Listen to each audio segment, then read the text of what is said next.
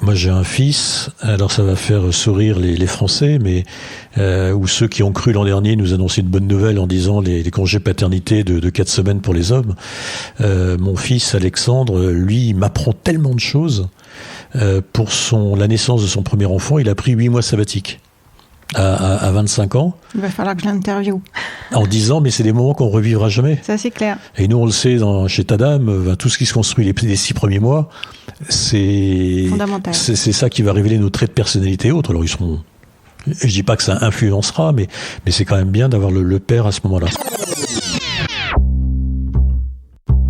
Bonjour, ça va ? La non-mixité, c'est aussi d'abord un groupe qui dit « je reste dans l'entre-soi ». Je sais pas quoi faire, je sais pas ce qui se passe. Est-ce que je veux des enfants ou pas ? L'intimité est exactement l'inverse du désir, puisqu'il faut de l'espace pour désirer. Mon destin d'homme a souvent été basé sur l'amour. Parfois, c'est compliqué, et pour l'un et pour l'autre. Sur l'oreiller, c'est un podcast pour parler des relations hommes-femmes, des questions d'identité, de genre, de polarité masculine et féminine. Parler des idées reçues pour sortir des schémas binaires. Tendre vers des relations plus douces, plus justes et surtout plus vraies. Derrière mon micro, vous écouterez des anonymes, des personnalités et des experts. Nous allons démêler toutes les pelotes de laine du féminin masculin. Je suis Caroline Loisel. Soyez les bienvenus sur mon podcast, Sur l'oreiller. Échanger avec Gilles Poirieux, c'est comme être dans un chemin d'exploration. Lui-même a tant exploré, ne serait-ce que géographiquement parlant. Gilles a été pendant 20 ans patron dirigeant d'équipes de femmes et d'hommes à différents endroits du monde. Pologne, Russie, Kazakhstan, pour ne citer que. Aujourd'hui, il continue d'accompagner les hommes et les femmes dans leur voie, leur vie et leur choix professionnel via sa propre structure. Il est aussi président de Tadam, l'association qui aide les jeunes de 14 à 21 ans à s'orienter, à définir le fameux « ce que je veux faire plus tard ». Nous avons échangé sur la puissance masculine, la puissance féminine, mais aussi sur ce qu'il apprend de ses enfants devenus grands et comment il accompagne plus ou moins différemment les hommes et les femmes dans leur leadership. Il m'a reçu chez lui. Nous étions pas loin de l'orangerie. Bonjour Gilles. Bonjour Caroline. Merci de me recevoir dans ce lieu improbable près de l'orangerie de Versailles. C'est fabuleux. Bienvenue. C'est bucolique. Alors Gilles, je vais commencer par te demander dans ton parcours d'homme, si je te demande de le décrire, tu commences par quel chemin ou éventuellement tu te mets à quel carrefour s'il y a plusieurs chemins pour te définir en tant qu'homme? Ouh, Mazette, quelle question. Je pense qu'il y a plusieurs étapes. Il y a une enfance très masculine, entourée de 3 frères. Donc nous sommes 4 frères nés en 5 ans. Donc ça marque forcément une enfance plutôt virile. Et puis des parcours, un parcours d'homme qui a ensuite vécu son adolescence, rencontré et fait pour la première fois dans sa famille un mariage avec une étrangère, avec une Polonaise, que j'en suis suivi dans son pays. Voilà. Et moi, mon destin d'homme a souvent été basé sur l'amour et de suivre des compagnes ou des femmes là où elles étaient. Donc en Russie, et puis de revenir aussi un jour en France, puisque j'ai passé une grande partie de ma vie à l'étranger. Alors justement, dans ton parcours multiculturel, commençons par là, par cet angle, est-ce que tu as remarqué, observé des relations entre les hommes et les femmes, entre les genres masculins et féminins, qui étaient différentes d'un pays à un autre? Est-ce qu'il y a des choses qui t'ont marqué? Ah oui. Professionnellement, moi j'ai vécu donc 17 ans dans des pays matriarcaux, la Pologne puis la Russie, et la relation de l'homme à la femme est très très différente. Dans les pays matriarcaux, c'est quand même la femme qui dirige. La Russie, c'est les femmes qui dirigent leur foyer. C'est bien sûr, on ne voit que la politique et on voit que des hommes qui aiment se battre, mais le côté on assure et on gère l'avenir est totalement géré par les femmes. Alors qu'en France, c'est plus souvent, en tout cas dans ma génération, l'homme qui gère le budget, un petit peu encore en patriarcat. Pour qu'un foyer puisse tenir dans ces pays-là, c'est quand même mieux que ce soit la femme qui tienne les cordons de la bourse. Sinon, il y a des risques que qu'il y ait de grosses dépenses en vodka, entre autres. Et c'est pour ça que moi, dans les entreprises où j'ai été, les fonctions financières étaient pratiquement exclusivement confiées à des femmes. Et donc même au sein du foyer domestique, quand bien même les femmes ne travaillent pas, tu as eu la sensation d'être dans une société organisée plutôt dans un sens matriarcal. Oui, alors attention, toutes les femmes travaillent. Et quand tu es à Moscou, les engins de chantier, il y a autant de femmes que d'hommes. Donc attention, les femmes ont toujours travaillé, ont toujours été l'égale des hommes en Europe de l'Est. Hein. Par contre, la façon dont elles gèrent le foyer est très différente. Ok. Et dans tes relations professionnelles, est-ce que ça te demandait en tant que manager de potentiellement diriger de façon différente ces structures qui mixent des hommes et des femmes, mais avec une plus forte culture matriarcale ? Moi, j'ai un style de management par la confiance. Et ça a toujours été plus facile pour moi de donner ma confiance aux femmes. Donc j'ai toujours beaucoup plus délégué aux femmes qui me reportaient qu'aux hommes. J'ai toujours été plus en contrôle des hommes, c'est marrant, hein, que des femmes à qui on dit voilà là où on veut aller, et elles trouvent, et elles vont tirer les fils de ce qui va pas. Alors qu'un homme aura peut-être plus tendance à cacher les fils qui vont pas, mais la femme va permettre d'ouvrir des questionnements ou des situations qu'un homme n'aurait pas vues. Est-ce que c'est en lien avec ce que tu décrivais comme le fait d'avoir eu une enfance virile entourée de tes 3 frères ? Qu'est-ce que tu entends en tous les cas par la définition d'une enfance virile en termes d'attributs ? Alors ça va peut-être te choquer. Attention, je me prépare. Mais c'est vrai qu'une enfance virile entre garçons, et en plus dans une école de garçons, jusqu'à j'ai connu la mixité en 6e, les insultes que l'on se faisait entre nous étaient des insultes féminines, toujours. Se traiter de filles, de pleureuses, c'est très, très surprenant. Voilà, les mots, les attributs qu'on se donnait quand on n'était pas content, voilà. C'était de dire, ouais, t'es une fille, tu pleures vite. Voilà, moi, un petit peu l'attribut premier. Et puis, la deuxième chose, je viens de lignées de femmes très croyantes, qui vont à la messe tous les jours, et plutôt de lignées d'hommes qui ont la foi du charbonnier. C'est quoi la foi du charbonnier ? La foi du charbonnier, c'est il faut croire, parce que des fois il y a un jugement dernier, il vaut mieux aller au paradis, donc on va quand même aller à la messe, mais bon, voilà, on y croit parce que, au cas où. Alors plutôt des femmes très pieuses, et ces lignes-là. Donc moi, j'ai vu quand même des grandes différences de cohérence de vie pour les femmes, bien que j'ai eu des relations extraordinaires avec mes grands-pères. Voilà, donc c'est peut-être ces attributs que je donnerais en faveur des femmes. Et puis peut-être aussi comme autre attribut, mon père était directeur commercial, donc il voyageait beaucoup en semaine, il était très peu à la maison. Et voilà, ce côté liberté, ce côté voilà, je peux aller n'importe où quand je veux, ce qui est aussi un style de vie. Voilà, ça, c'est plus pour moi un attribut masculin. Enfin, on a moins peur, ou dans ma carrière, d'aller ouvrir des pays difficiles comme le Turkménistan, le Kazakhstan. Voilà, j'aurais pas envoyé une femme le faire dans des pays comme ça, voilà, où on peut avoir du danger partout et où soi-même on peut être racketté. Il vaut mieux être un homme et montrer sa puissance physique si besoin, quoi. Ou en tout cas, ça, voilà, ne pas trembler dans des moments difficiles. Alors avec toutes les lectures et les interviews que j'ai faites depuis quelques années, je suis en train de me dire que l'attribut masculin, il pourrait se mettre sous un seul mot qui serait la conquête, et l'attribut de tout ce qui est féminin pourrait être hébergé sous un seul mot qui serait le terme de quête. Qu'est-ce que tu penses de ces premières réflexions qui sont encore à l'état de travail ? Conquête, oui, conquête, ça me va bien. Conquête pour les hommes, ça me va bien. Pour moi, alors là, quand j'expliquais les attributs, c'était plutôt ce qui était lié à mon enfance. Aujourd'hui, moi, ce que je constate, les attributs des hommes, c'est souvent la planification.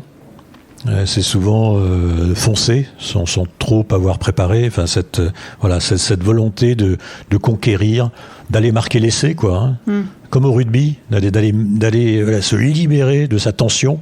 Alors, ça peut se faire sous différentes façons, mais dans le sport, ça va être d'aller marquer son but, d'aller marquer son essai. Et pour les femmes, quête, oui, parce qu'il y a, pour moi, j'entends dedans le care, prendre soin. Trouver du sens, et ça correspond à ma part féminine aussi personnelle, dans mon féminin. C'est là où je mets moi ces valeurs de lien à la nature, pas de dominer la nature, pas de conquérir la nature, mais de prendre soin de la nature, de prendre soin de la vie, et d'avoir une quête qui parfois peut nous dépasser. Moi j'attribue l'intelligence, le lien à la nature, beaucoup au côté féminin et à la femme. Dans ta vie de couple avec les femmes dont tu as partagé la vie, qu'est-ce que tu as appris d'elles ? Qu'est-ce que vous avez déconstruit ou pas entre ce qu'on attribue au masculin et ce qu'on attribue au féminin ? Oula, donc, je pense que chacune m'a apporté des choses très différentes. Moi, ma première femme était une femme de courage, parce qu'elle a quitté son pays à 16 ans, pendant l'état de guerre, pour venir, elle était polonaise, pour venir se réfugier en France.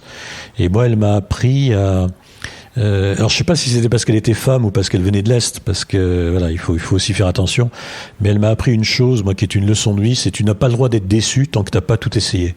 La culture française est très dans le c'est impossible, c'est difficile, ou critique, ou hypocrite. Enfin bon, c'est assez compliqué. Donc moi elle m'a appris ça. Nous, ça a été une relation passionnée, et j'ai appris la fusion, quoi. Être en fusion à deux, se retrouver, être solide dans les moments où il faut. Moi, je suis souvent considéré, entre autres par mes enfants, comme un filet de sécurité.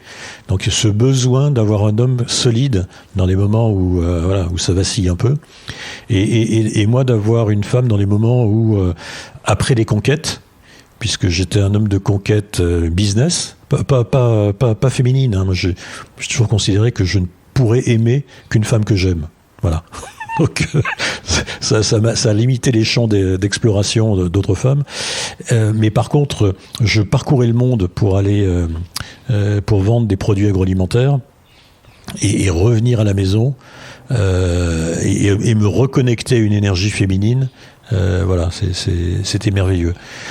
Donc on a vécu 23 ans ensemble, donc elle m'a tout appris, hein. Et toi, qu'est-ce qu'elle dirait si elle était là de ce que tu lui as appris ? Sur ma partie masculine ? Sur toi. Ah, sur moi ?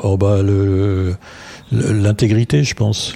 Je fais ce que je dis ce que je fais, et voilà, c'est quelque chose de clé, et d'être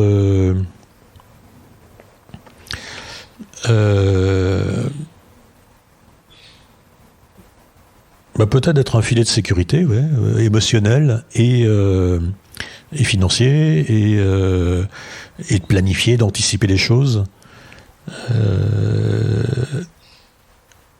Voilà, ce qu'elle dit à mes enfants aujourd'hui, c'est... Ah, vas-y, on va savoir les secrets. Si elle le dit aux enfants, c'est que c'est vrai. Si elle le dit aux enfants.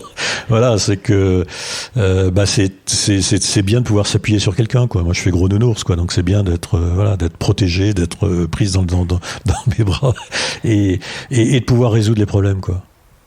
Et de se dire, on trouvera de toute façon une solution. Alors justement, avec tes enfants dont tu parlais, par rapport à l'éducation que tu as eue, comment t'es passé d'un modèle où finalement, ce que j'entends, c'est que t'as beaucoup évolué dans un milieu viril, puisque ta sœur n'est arrivée que 10 ans après. Comment tu as élevé tes garçons et ta fille ? Donc t'as 2 garçons et une fille. 2 filles et un garçon. Enfin, j'ai fille, garçon, fille. Moi, je leur ai transmis par rapport à la relation avec l'autre, enfin avec son conjoint, de pas tricher. Enfin, et pas multiplier les expériences. Je sais que ça peut être à la mode, mais voilà, d'être loyal à l'autre, Et puis, en fait, tout le reste, c'est eux qui me l'ont appris. Hein. Moi, j'ai un fils, alors ça va faire sourire les Français, mais ou ceux qui ont cru l'an dernier nous annoncer une bonne nouvelle en disant les congés paternité de 4 semaines pour les hommes. Mon fils Alexandre, lui, il m'apprend tellement de choses. Pour la naissance de son premier enfant, il a pris 8 mois sabbatiques. À 25 ans. Il va falloir que je l'interviewe. En disant, mais c'est des moments qu'on revivra jamais. Ça, c'est clair. Et nous, on le sait, chez Tadam, tout ce qui se construit les 6 premiers mois, c'est fondamental. C'est ça qui va révéler nos traits de personnalité et autres. Alors, ils seront... Je dis pas que ça influencera, mais c'est quand même bien d'avoir le père à ce moment-là. Et aujourd'hui, il s'est mis à son compte et chaque fois, alors il travaille pour l'année suivante, lui. Je trouve que c'est un modèle assez intéressant. Il travaille, il gagne son argent pour l'an prochain. Et maintenant qu'il l'a atteint au bout de quelques mois, voilà, c'est pour se consacrer à ses enfants. Et travailler 2-3 heures le matin, il est chasseur de tête. Donc je trouve ça extrêmement intéressant. C'est pas dire j'en veux plus, mais c'est dire je le donne à mes enfants parce que c'est le moment où il faut le donner. Ce que moi je n'ai pas fait lorsque j'étais jeune papa, avec des responsabilités, parcourant le monde, même si je limitais mon nombre de jours à 80 par an, j'étais quand même pas beaucoup là. Est-ce qu'il y a des sujets d'actualité avec tes filles sur lesquels parfois vous n'êtes pas d'accord ? Si oui, lesquels ? Et comment ça se passe, la discussion ? Des sujets d'actualité liés évidemment au sujet du genre. Mes filles ont 26 et 30 ans et elles sont dans le milieu musical, artistique. Ce sont deux artistes et chanteuses dans des comédies musicales et elles sont dans un milieu qui est très très tolérant envers tout et tout le monde. Voilà, donc les sujets, ça va pas être des sujets, mais ça peut être des remarques que je peux faire, qu'elles vont trouver déplacées à un moment. Alors pourtant, je suis très très ouvert à tout, mais de me dire, mais papa, tu peux pas dire des mots comme ça. Alors j'essaie de trouver un exemple récent où je sais plus, ou de dire, je sais pas, il y en a marre sur Netflix de voir des séries où forcément tu as mis chaque nationalité pour être sûr, enfin où chaque âge et chaque truc pour montrer qu'il y a de la diversité, mais tu sens que c'est fake, quoi. Voilà, donc ça va être sur les sujets écologie, on est relativement en phase, mais elles sont beaucoup plus en avance que moi. Moi je suis plus à réduire mes voyages et elles sont plus à réduire leur consommation de viande, donc sur ces sujets-là on est relativement alignés. Écoute, c'est un échange de part et d'autre en fait. Moi j'étais très surpris pour mon anniversaire, pendant le Covid, il y a eu une vidéo qui m'a été faite de ma famille, de mes amis, enfin la vidéo classique pour souhaiter un bon passage de dizaine. Et en fait ce qui m'a le plus surpris, c'est que toutes les copines de mes filles étaient sur la vidéo et ont voulu me faire un message en disant la façon dont vous accompagnez vos filles, on est jalouse, quoi. Super. Non, mais et c'est marrant et de dire mais c'est rare dans votre génération. Nous, nos parents ne nous encouragent pas, nous félicitent pas. Et moi, quand je vois, voilà, à la suite d'une première ou quelqu'un qui va poster quelque chose, je like tout de suite. Mais surtout, j'envoie un message d'encouragement. Et donc, tu penses que tu as eu une éducation auprès de tes filles et ton garçon non genré, que tu as réussi à pas être trop dans l'identification de genre, dans tes remarques, dans tes réflexions, dans tes encouragements ? Non, c'est genré en tant que papa, je suis genré en termes de sécurité. C'est-à-dire ? Mais comme quand elles étaient jeunes et qu'elles étaient dans les booms, avec les autres papas, on s'appelait dès qu'il y en avait un qui entendait qu'il y avait une bagarre, on y allait, quoi. On allait vérifier que tout se passait bien. Donc, je laisserai pas vivre mes filles dans les mêmes lieux où je pourrais dire à mon fils, bon, bah, ok, tu te débrouilleras. Mais leur sécurité est importante. Donc, de vivre dans des lieux et je les ai aidés à s'installer dans des lieux qui seraient, où elles ont moins de risques. Et Paris la France est très, c'est grave, quoi. C'est grave par rapport à la Pologne. On était en vacances cet été, mais mais quel bonheur! Il y a pas une remarque, il y a pas un truc. Enfin, c'est des relations normales entre hommes et femmes. Il n'y a pas de regard déplacé dans la rue. Non. Non, il y a pas. Mais j'ai des filles qui sont splendides, donc elles sont tout le temps regardées. Mais c'est pas ça le souci. C'est les blagues, les mini-agressions de rue. C'est des mini-agressions. Et moi, la chose la plus difficile que j'ai entendue d'une de mes filles, c'est papa, tu penses qu'il faut que j'arrête d'être heureuse et de faire la gueule comme tout le monde dans le métro pour pas être emmerdé. Parce que dès que je souris dans le métro, les gens croient que c'est une invitation à venir m'emmerder. Ou que je serais une fille facile parce que je souris.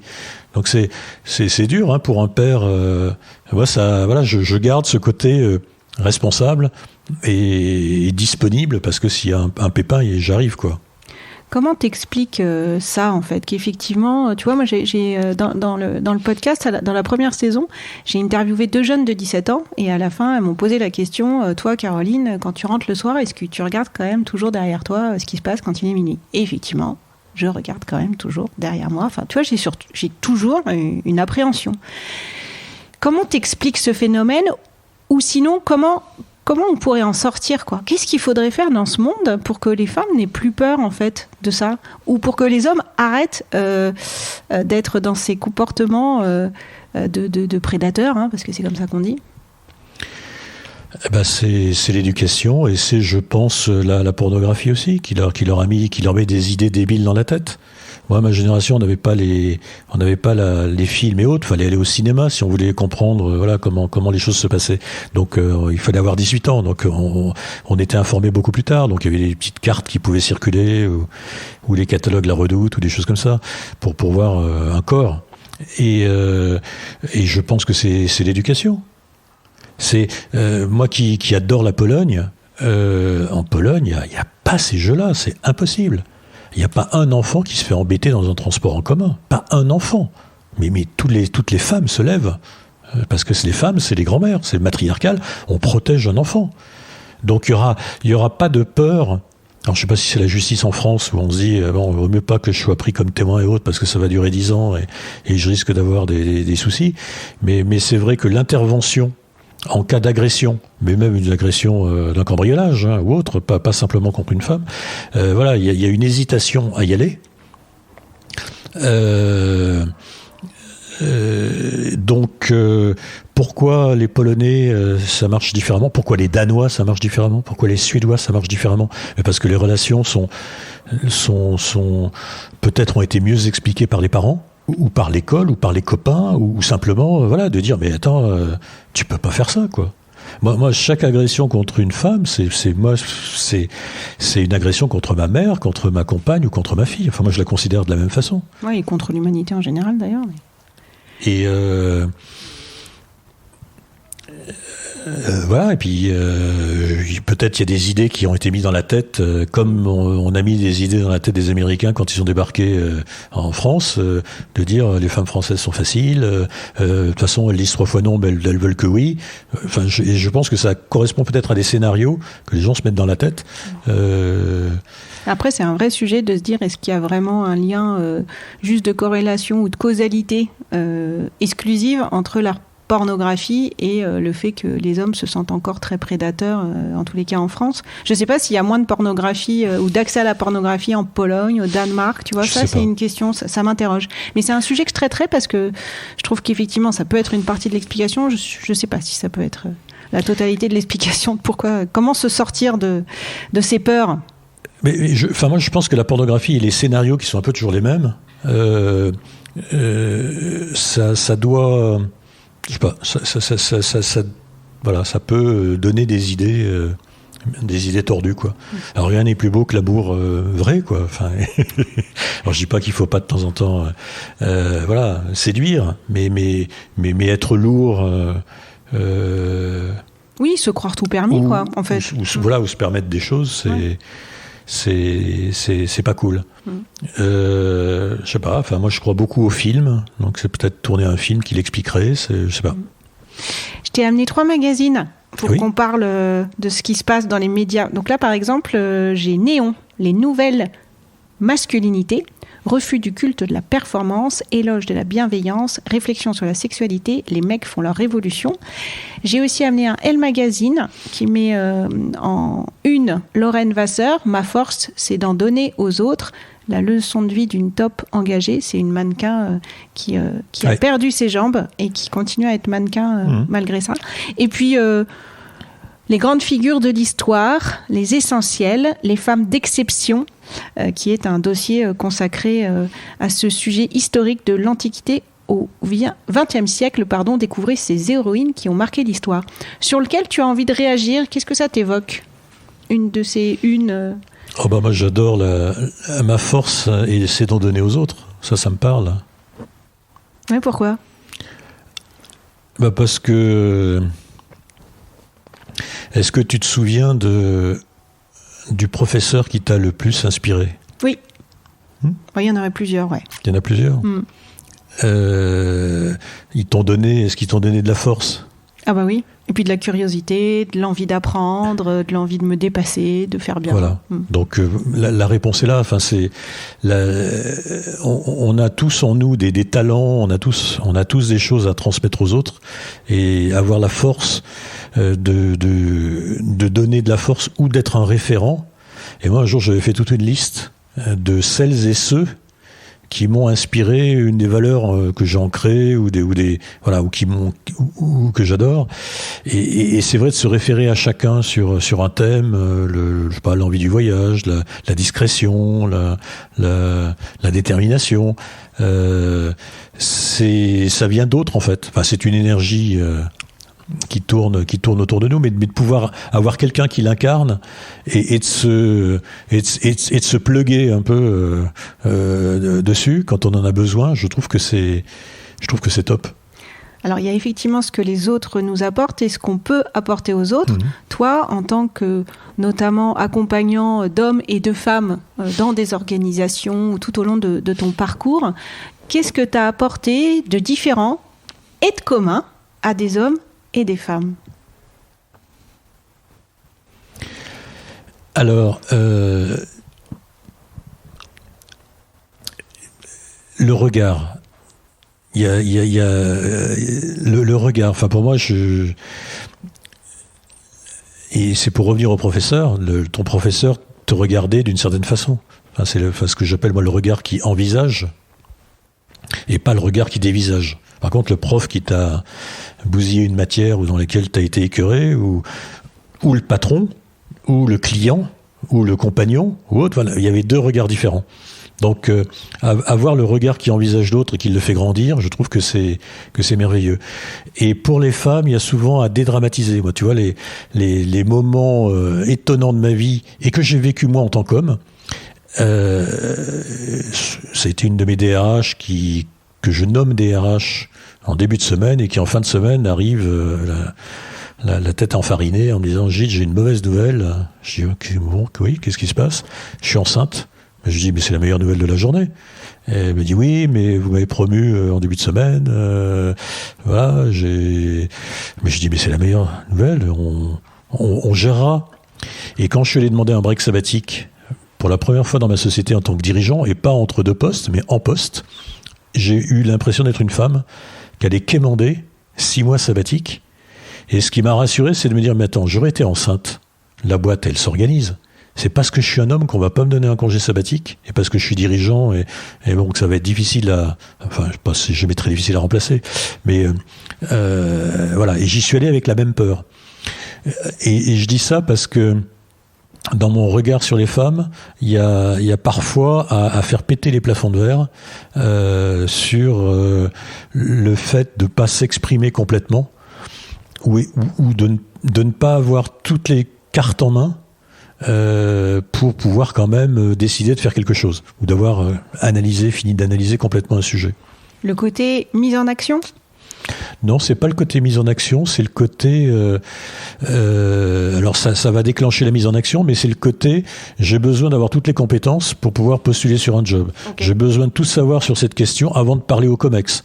Et puis en COMEX, une décision est prise, et puis mais pourquoi on m'a pas demandé mon avis ? Et les hommes avaient déjà tout décidé entre eux avant, parce que c'est souvent ça. Moi, j'ai souvent vu des femmes qui rentraient dans les COMEX me dire mais j'aurais dire quelque chose, mais il semblerait que tout ait été décidé. Et en effet, c'était souvent voilà, un pré-travail qui était à faire et des surprises, un peu de naïveté peut-être, je sais pas, ou en tout cas d'apprendre des codes Tout à fait, de l'ouvrir un peu plus. Et pas de quête. De l'ouvrir un peu plus et avant. Et de comprendre qui décide, comment on influence les choses pour avoir tout de suite une ou deux personnes qui vont dire c'est top, il faut y aller, plutôt que de faire un flop parce que personne n'a été prévenu et se dire mais si je la soutiens, est-ce que c'est intelligent vis-à-vis de celui qui décide ou pas, enfin voilà. Ouais, donc s'autoriser, oser à tout préparer mieux avant, quoi. Oui. Et pour les hommes alors, parce que là du coup on a parlé alors tu as parlé du point commun pour moi, tu dis le côté que ce soit des hommes ou des femmes, je les envisage, et effectivement j'aime bien cette expression. Pour les femmes, on vient d'en parler. Pour les hommes, quand tu accompagnes des hommes, qu'est-ce que tu sens que tu leur apportes et qui est différent des femmes, parce qu'eux ils en ont vraiment besoin pour le coup? C'est souvent moi pour les hommes c'est leur proposer d'autres options. Alors souvent il y a alors moi je fais pas mal de mentorat et souvent les hommes arrivent en disant il faut que je choisisse entre ça et ça, et puis tu leur ouvres 4 autres palettes en disant mais attends, il y a aussi ça et ça, je n'ai pas le temps de regarder et tout ça, et dire voilà, t'as une palette beaucoup plus large pour prendre une décision. L'homme, on le disait tout à l'heure, est conquête, donc on s'embarque parfois pas de certains détails. La planification est bien faite en général, mais l'organisation peut être quand même chaotique, où on se dit moi je viens d'un environnement difficile et de pays difficiles. Bon, c'est vrai que voilà, on s'embarrasse pas d'émotions et autres qui peuvent être à droite et à gauche, et on avance. Voilà. On va voir du côté des citations, sur une des citations, pour que tu réagisses sur une des citations. Je t'invite à prendre une carte et je vais te la lire parce que peut-être que j'ai pas très bien écrit. Je vais la lire. Alors c'est une citation de Pierre Bourdieu. J'ai lu La domination masculine cet été, 1997, l'ouvrage. Et il nous dit « La virilité est une notion éminemment relationnelle, construite contre la féminité, dans une sorte de peur du féminin. » Qu'est-ce que t'en penses ? Je pense pas que ça soit contre. Moi, je pense vraiment il y a une énergie masculine et une énergie féminine en chacun de nous. Ou moi, je définissais ça souvent comme un diamant. Le diamant masculin chez moi, il a été poli et autres. Le diamant féminin, il n'est pas encore complètement poli. Donc d'un côté, il y a de la virilité, mais il y a aussi une harmonie avec le contraire de la virilité, de vouloir être de temps en temps, consolé, ou ou de se sentir en position pas forcément de maîtrise. Donc moi, je pose pas. Et si je m'observe, si je me mets en position méta, je peux passer de l'un à l'autre. Ça veut dire que tu as quand même réussi à sortir d'une éducation qui, d'après ce que j'ai compris tout à l'heure, tu disais que un des référents de la virilité dans ta fratrie, c'était justement les insultes, tu vois, avec des noms, tu vois, fais pas ta pleureuse, etc. Donc c'est de l'anti-féminin. Donc ça résonne, en tous les cas, en partie, avec ce que dit Pierre Bourdieu. Mais tu as réussi à t'en sortir de ça. Ah, moi je pense, oui. Enfin, moi je suis devenu contemplatif. Moi, il y a en moi l'homme d'action et l'homme de conquête. Et il y a aussi le philosophe, quoi. Il y a celui qui aime être dans la nature, qui aime jardiner, qui aime mettre les mains dans la terre, qui aime prendre soin des autres, alors, il y a une époque, je me suis beaucoup occupé des puissants. Aujourd'hui, je m'occupe de plus fragiles au sein de l'association Tadam. Je préside l'association. Je suis pas tout le temps les mains dans la terre, mais le côté féminin, moi, me convient très bien. Mais il est à polir, parce que parfois on peut être on peut être très abrupt, comme peut l'être un diamant brut qui n'a pas encore été poli, quoi. Je vais rebondir sur le mot puissant. Quand on dit un homme puissant, une femme puissante, pour toi, est-ce que ça recouvre la même définition du mot puissance ? Est-ce que tu vas mettre la même chose ? C'est intéressant, ça. Ça, c'est très intéressant comme question. Parce que moi, on me définit souvent comme puissant, et ma compagne me définit comme puissant. Alors que je dis, mais attends, pourquoi tu dis que je suis puissant ? Elle est entre quoi par là quand elle te le dit, du coup ? Puissant, c'est-à-dire elle va tenir, je pense tenir ferme un cap, être déterminé, pas se laisser intimider, pas et dans le couple aussi vouloir un certain nombre de choses. Enfin, c'est comme ça qu'elle le perçoit. Alors que moi, je me perçois pas comme ça. Non, hein, je me perçois pas comme puissant. Je vais aller interroger ta compagne. On va voir si elle est si elle a fini ses calls ou si elle est ou pas. Et donc une femme puissante, tu penses que ça aurait une définition équivalente à celle d'un homme puissant ? Ah bah une femme puissante.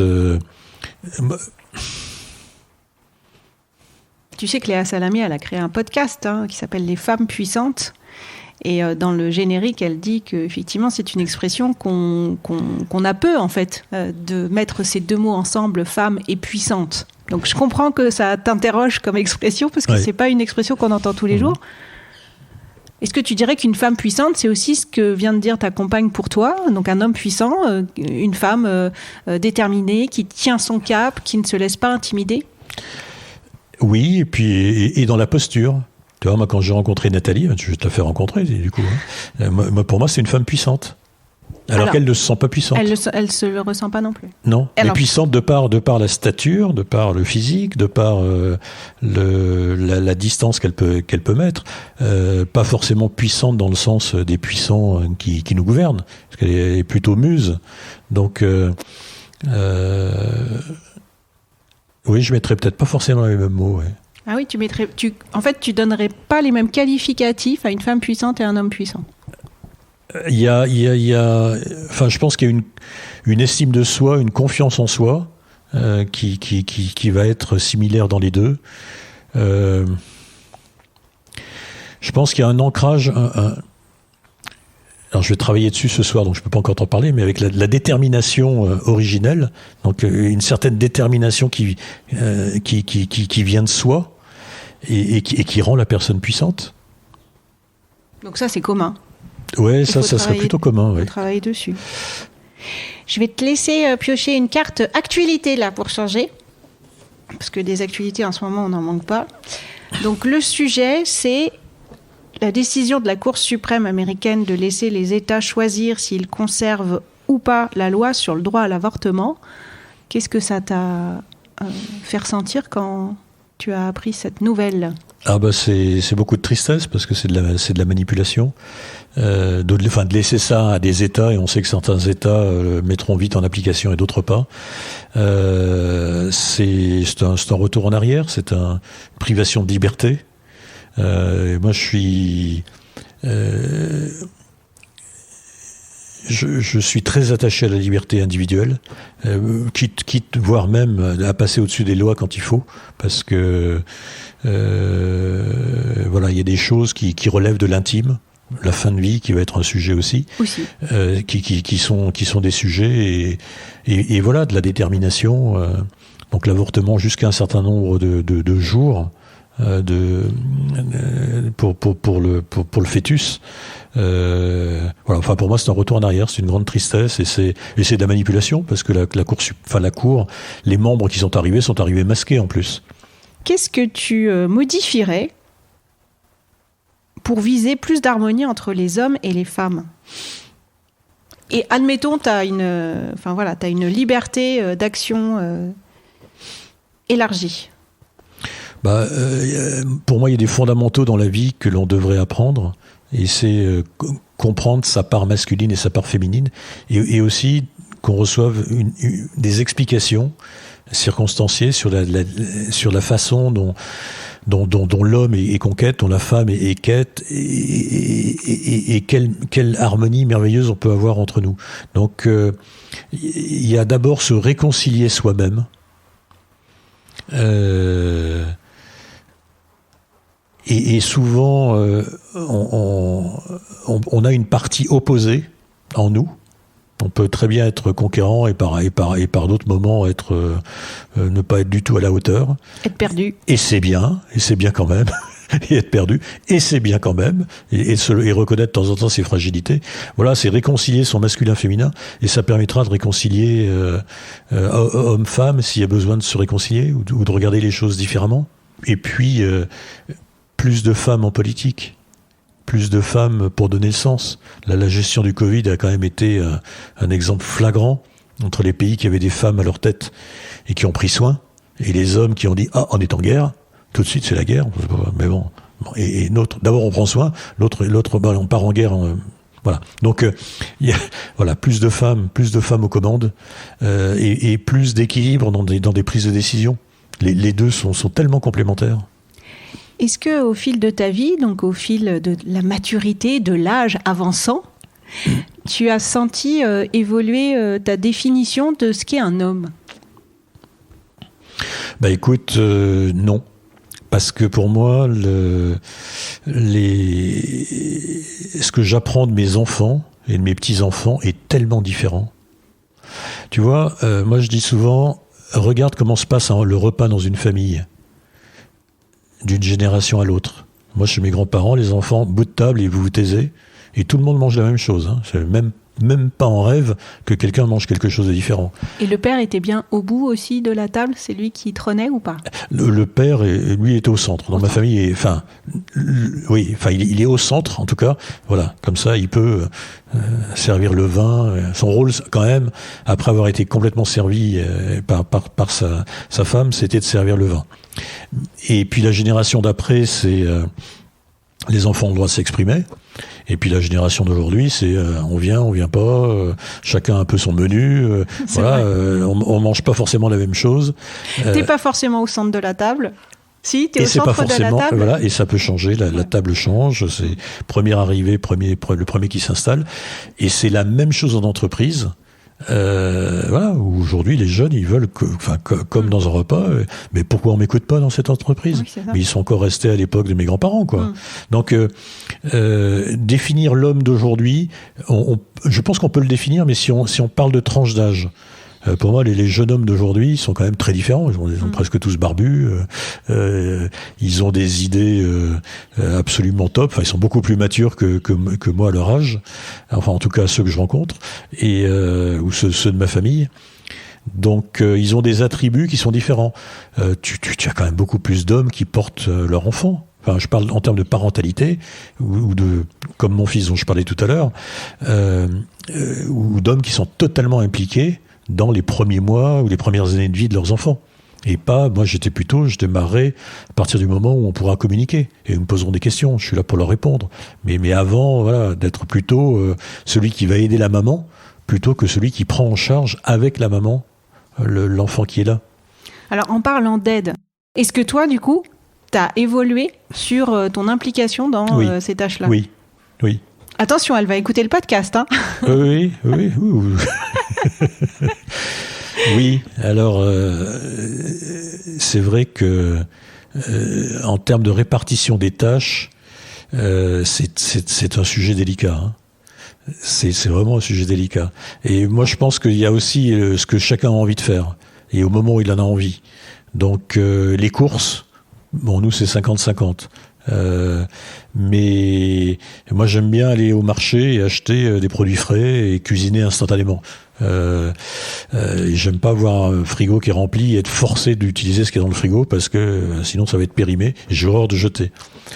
Et après, alors nous on a la chance d'avoir quelqu'un qui aide pour faire la maison. Les repas, on va dire que c'est... Alors j'ai fait un barbecue à midi. Attention, l'image du barbecue en ce moment, t'as entendu ? Justement, j'en parle. Et il y a en tout cas une plus grande répartition, mais elle n'est pas complètement à égalité. En tout cas, elle n'est pas perçue comme ça par ma compagne. Mais c'est mieux qu'il y a quelques années. Mais c'est marrant, tu vois, tu as parlé du moment.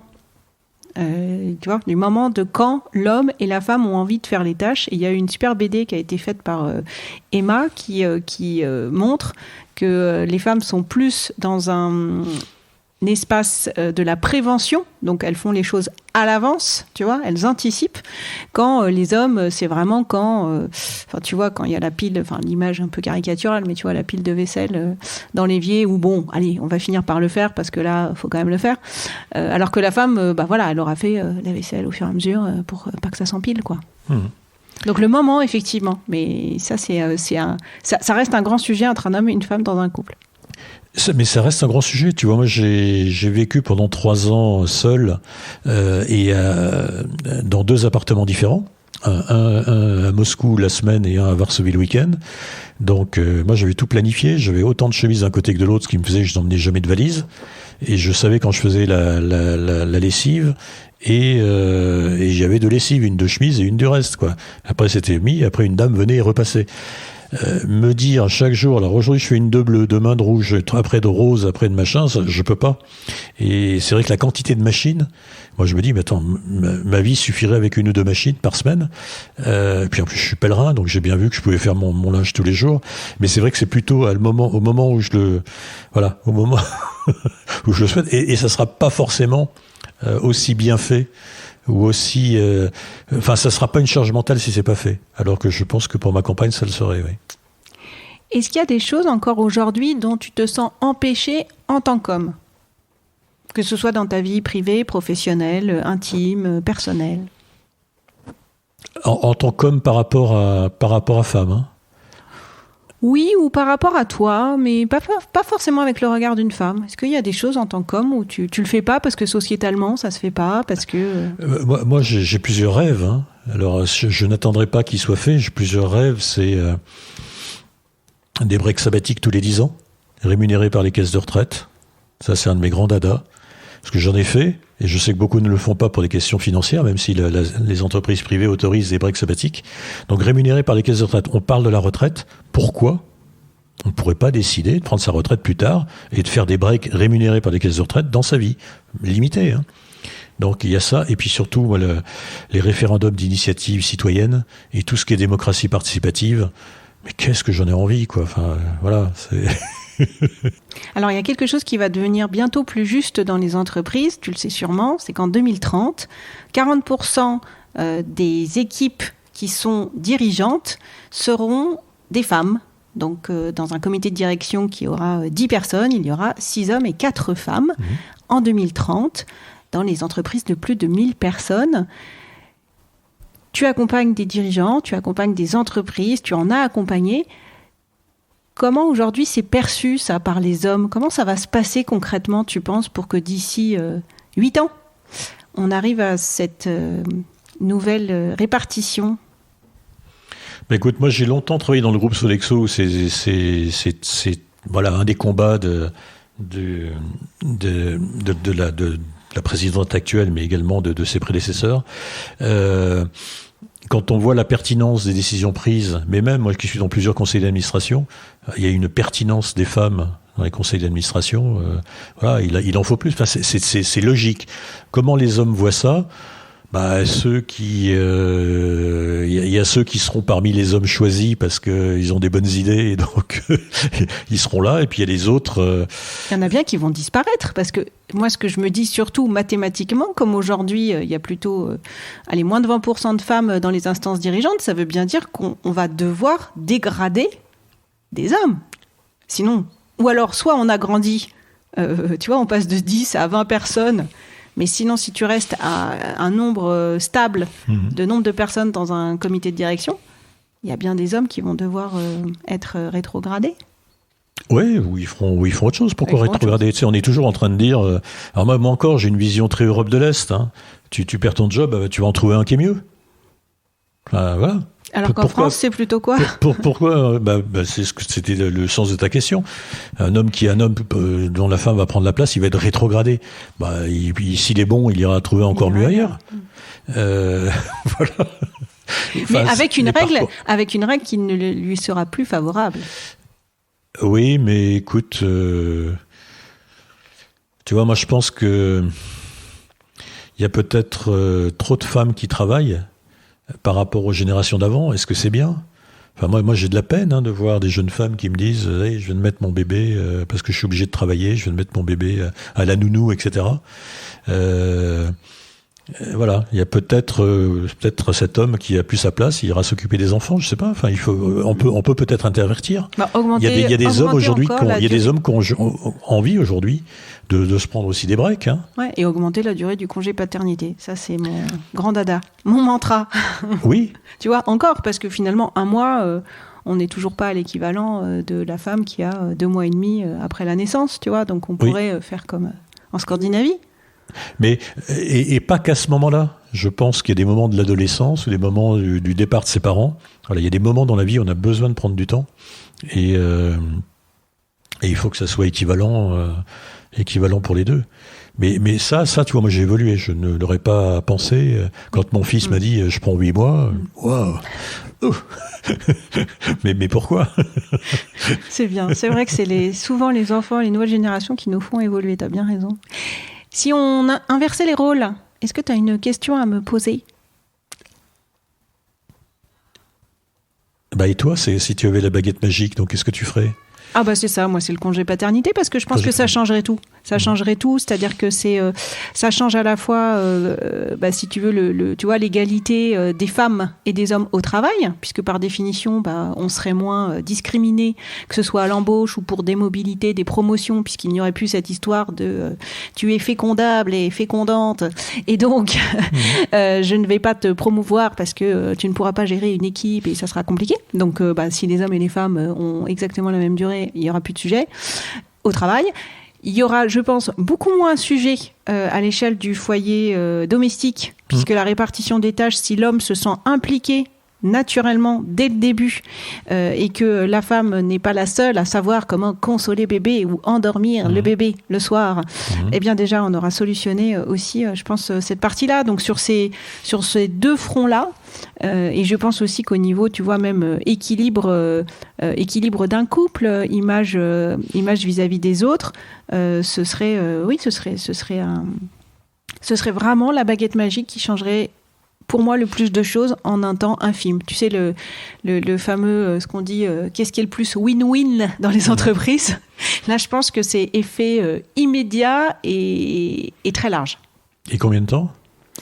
Un peu comme alors, en Scandinavie, ce qui se passe, c'est que tu as à peu près, c'est quasiment sur une année potentielle. Je crois que tu as 6 mois où c'est forcément 50-50, et ensuite les 6 autres mois, c'est à la décision du couple. Donc c'est à eux de choisir, est-ce qu'il y en a un qui prend 4, l'autre 2, et peu importe qui. Donc tu as à la fois une partie obligatoire, tu vois, et une partie flexibilité. D'accord. Donc voilà ce que je changerais. C'est bien. Bon, avant de te quitter, je t'ai apporté un petit cadeau pour te remercier. Ah bon? Oui. Tiens, voilà, ça vient de chez Stéphane Glacier. La pâtisserie qui est à Bois-Colombes. Je fais un petit peu de publicité. Meilleur ouvrier de France, pâtissier. Je vois maintenant. Oui, vas-y, oui, ça va faire du bruit, ça va être bien dans le podcast.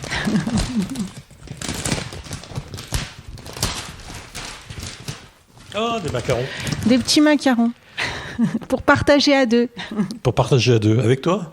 Avec ta compagne. Avec ma compagne. Avec ta D'accord. compagne. Non, mais c'est l'heure du goûter, là. C'est vrai, en même temps. Bon, merci beaucoup, Gilles. Je t'en prie. Merci, Caroline. J'espère que ce moment bulle à vos oreilles fut plaisant. Je vous retrouve mardi prochain avec de nouveaux invités. Entre-temps, si l'oreiller vous manque, suivez-le sur le compte Instagram du même nom. Envoyez-moi vos réactions en commentaire ou en MP. Ah, j'oubliais, ce podcast mérite d'être connu. Cliquez sur les étoiles, notez, tapotez un commentaire, bref, faites du bruit. À mardi, 12 semaines.